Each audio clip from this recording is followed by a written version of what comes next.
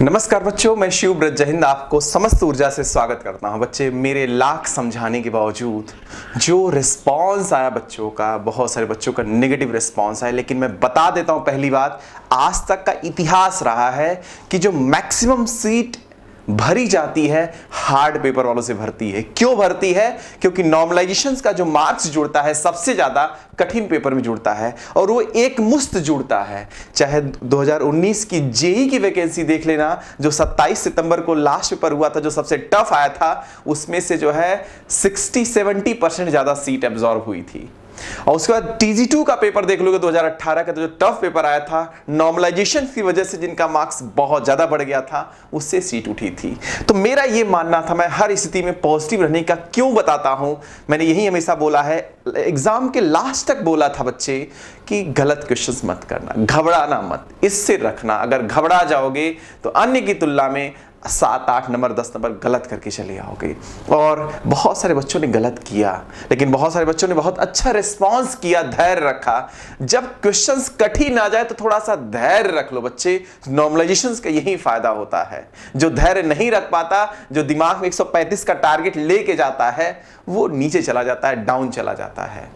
मेरे लाख समझाने के बावजूद बहुत बच्चों ने गलती की है। अच्छा, एक बात बताओ, न्यूमेरिकल क्वेश्चंस आ गए, उसका आधार क्या होता है, कॉन्सेप्ट क्या होता है? उसका कॉन्सेप्ट होता है थ्योरी। आपकी जिसकी थ्योरी अच्छी रहती है, समझा रहता है, कुछ क्वेश्चंस की प्रैक्टिस किया रहता है, वो जरूर सॉल्व कर लेता है। 100 में 100% सॉल्व नहीं कर पाएगा, 100 में 100% सॉल्व, लेकिन हद तक क्वेश्चन सॉल्व कर लेता है।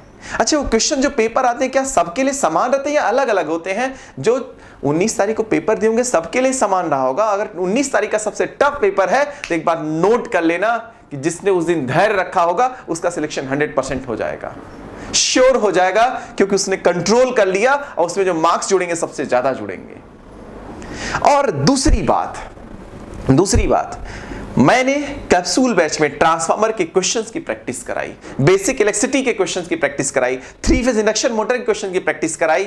लेकिन उस समय आप लोग ध्यान नहीं दे रहे थे, मेरी बातों को बहुत गौर नहीं कर रहे थे। लगता था कि सिर्फ ऐसे ही सर करा रहे हैं, न्यूमेरिकल बहुत ज्यादा नहीं आता। लेकिन मैंने प्रैक्टिस के तौर पर करा था कि बाय द वे अगर आ जाए या नहीं आता है तो कॉन्सेप्ट क्लियर होता है, तो वो प्रैक्टिस करना चाहिए था। नहीं कि कोई बात नहीं, लेकिन धैर्य तो रखना चाहिए था, स्थिर तो रहना चाहिए था।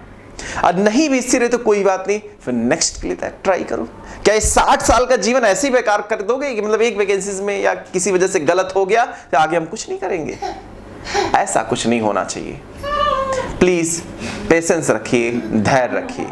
दूसरी बात, नॉर्मलाइजेशन का कॉन्सेप्ट में क्लियर हो जाना चाहिए कि अब अगर 28 या 29 तारीख को जो पेपर आएगा, अगर वो भी पेपर टफ रहेगा तो फिर कंपेयर होता है, या सिंपल रहेगा तो कंपेयर होगा। जो सबसे टफ रहेगा उसमें नॉर्मलाइजेशन का मार्क्स सबसे ज्यादा ऐड होगा।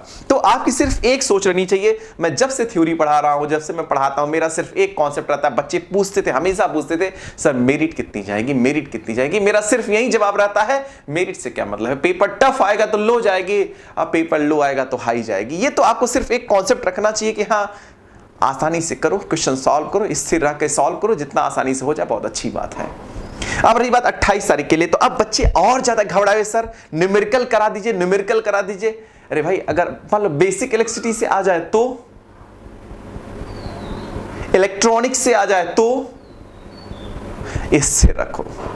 मशीन्स थोड़ा अच्छे से पढ़ो, बेसिक इलेक्ट्रिसिटी अच्छे से पढ़ो, मशीन को थोड़ा अच्छे से पढ़ लो और अच्छे से। उसकी क्लास मैंने स्पेशल ली है, क्लास बहुत अच्छा कॉन्सेप्ट दिया है, बहुत अच्छा आधार दिया है, और न्यूमेरिकल की प्रैक्टिस भी कराया था। न्यूमेरिकल की प्रैक्टिस फिर करा देता हूं, मशीन्स की पूरी करा देता हूं, इलेक्ट्रॉनिक्स करा देता हूं। एक ही दिन पूरी रात करा दूंगा, कंप्लीट हो जाएगा। एक दिन हम कल या परसों का रखेंगे, पूरी कंप्लीट करा देंगे, फिर से करा देंगे। बेसिक इलेक्ट्रिसिटी का इतना सारा न्यूमेरिकल कराया था, अगर जिसका आधार क्लियर हो गया था तो फिर वो समस्या ना थी। भले बेसिक से नहीं आता, लेकिन क्वेश्चन करने का तरीका मिल जाता है, सॉल्व करने की शक्ति बढ़ जाती है, कॉन्फिडेंस बढ़ जाता है। तो बच्चे, अब जिनका 28 तारीख को पेपर है, वो कृपया ध्यान से सुने।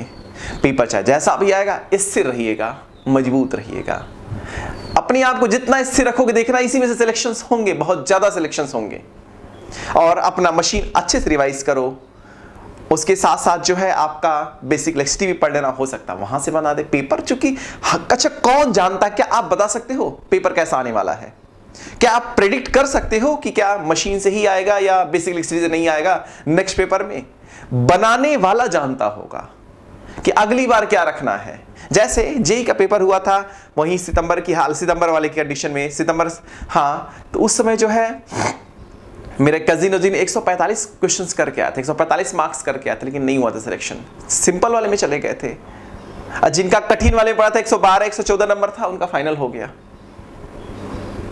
तो प्लीज थोड़ा ध्यान दीजिए, इससे रहिए, मजबूत रहिए, और उसके साथ साथ मशीन थोड़ा अच्छे से पढ़िएगा, क्योंकि सारी क्लासेस पढ़ी हुई हैं। और कैप्सूल रिवीजन बैच मैंने पढ़ाया था, उसमें न्यूमेरिकल की प्रैक्टिस काफी कराई है, बेसिक इलेक्ट्रिसिटी की न्यूमेरिकल की प्रैक्टिस बहुत अच्छी खासी कराई है, उसे कृपया रिवाइज कर लीजिए। यूट्यूब पे पड़ी हुई वीडियो महोदय, आपके प्लेलिस्ट में जाइए, UPCL TG2 fast revision capsule batch लिखा हुआ, उसमें न्यूमेरिकल की प्रैक्टिस भी कराई गई है, थ्योरी भी कराई गई है।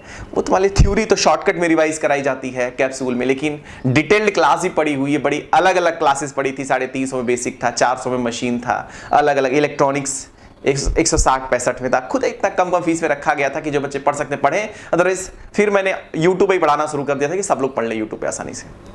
तो नेक्स्ट 28 तारीख के लिए प्लानिंग है, पहले अपने आप को स्थिर कर लीजिए, चिंता करना छोड़ दीजिए, और मजबूती से सारे सब्जेक्टों को ध्यान दीजिए। और रही बात न्यूमेरिकल की प्रैक्टिस में एक क्लास लूंगा, पूरी फुल नाइट कर लूंगा, सारे न्यूमेरिकल कंप्लीट हो जाएंगे। बेसिक इलेक्ट्रिसिटी तो ऑलरेडी करा चुका हूं, मशीन में ट्रांसफार्मर कराया था, इंडक्शन मोटर कराया था, सबसे कराया था, अल्टरनेटर कराया था, अल्टरनेटर भी कराया था, सब कुछ कराया था। अब एक बार फिर से करा दूंगा। अब मैं आशा करता हूं आप अपनी ऊर्जा को फिर से एक बार मेंटेन करेंगे, एक बार फिर से हुंकार भरेंगे, एक बार फिर से पूरी शक्ति स्टोर करेंगे, एक बार फिर से दिखाएंगे कि आप ईश्वर की संतान है, आप जल्दी हारने वाले नहीं हैं। एक बार फिर से प्रूफ करोगे कि लाख विपत्तियां हैं, हमारा पास चाहे जैसा भी हो, हमेशा नई शुरुआत, नई ऊर्जा के साथ, नई ताकत के साथ किया जा सकता है। तो पास्ट को अनुभव के रूप में लो, और फ्यूचर के लिए अपना वर्तमान मजबूत बना लो, अपने वर्तमान को सबसे मजबूत बना लो बच्चों, मैं यही आह्वान करता हूं। बहुत बहुत धन्यवाद। दिन शुभ हो, शक्ति से भरा हो, आत्मशक्ति से भरा हो। कुछ बच्चे कह रहे थे सर आपकी नोट से नहीं आया, बच्चे क्यों नहीं आया नोट से? जो कॉन्सेप्ट होता है उसी से देखना, बहुत सारे बच्चे सिलेक्शन से लेंगे। मैं हमेशा से बोलता आया था, लास्ट तक मैं बताया था कि एमसीक्यू के चक्कर में मत पड़ो, ऑब्जेक्टिव क्वेश्चन के चक्कर, ऑब्जेक्टिव क्वेश्चन केवल प्रैक्टिस के लिए होते हैं, किसी भी एग्जाम में क्वेश्चंस नहीं फंसते। 50-60 क्वेश्चंस फंस जाए तो अच्छी बात है, बहुत अच्छी बात है, अदरवाइज सारा आपका ज्ञान थ्योरी पे आधारित होता है। थ्योरी को मजबूत करने की बात करता हूं, चाहे मेरा कोई भी वीडियो उठा के देख लेना। मैं हमेशा कहता हूं थ्योरी मजबूत करो और एमसीक्यू की प्रैक्टिस करो, न्यूमेरिकल जरूर सॉल्व करो, ताकि दिमाग की सोचने समझने की शक्ति बढ़ जाए।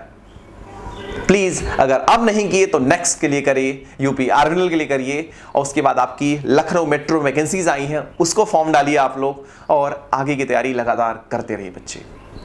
एक हार से हार नहीं होती, एक जीत से अहंकार नहीं करना चाहिए, आगे बढ़ते रहो, युद्ध करते रहो, क्योंकि जीवन को ऐसी ही बदहाली अवस्था में नहीं छोड़ना है। एक हार से या एक डर से जीवन को इस बदहाली अवस्था में नहीं छोड़ना है। अगर थॉमस अल्वा एडिशन भी एक बार, दो बार, तीन बार बल्ब बना के छोड़ दिया होता कि नहीं बल्ब बन पा रहा है, तो शायद आज हम लोग जो है बल्ब का प्रकाश मिलता, लेकिन बाद मिलता। उन्होंने कई हार हारी, कई बार हारे, उसके बाद फिर जाके हजारों बार हारे, उसके बाद जाके बल्ब का आविष्कार हुआ। दशरथ माझी अगर जो है 1-2 दिन में हार मान गया होता, तो अपने प्रेम को आज प्रूफ नहीं कर पाता कि उसका प्रेम बहुत बड़ा था, कि उसने बहुत बड़ी पहाड़ी को छीनिए थोड़े से तोड़ डाला। अरुणिमा सिन्हा अगर पहाड़ी एवरेस्ट चढ़ते समय 2-3 बार में ही हार मान गई होती, कि चढ़ते समय उसके पैर में ब्लीडिंग होने लगती थी, पैर कटा हुआ था, पैर में से खून निकलने लगता था, अगर हार मान गई होती तो आज एवरेस्ट फतह नहीं करती और जीवन के किसी बदहाली अवस्था में जीती।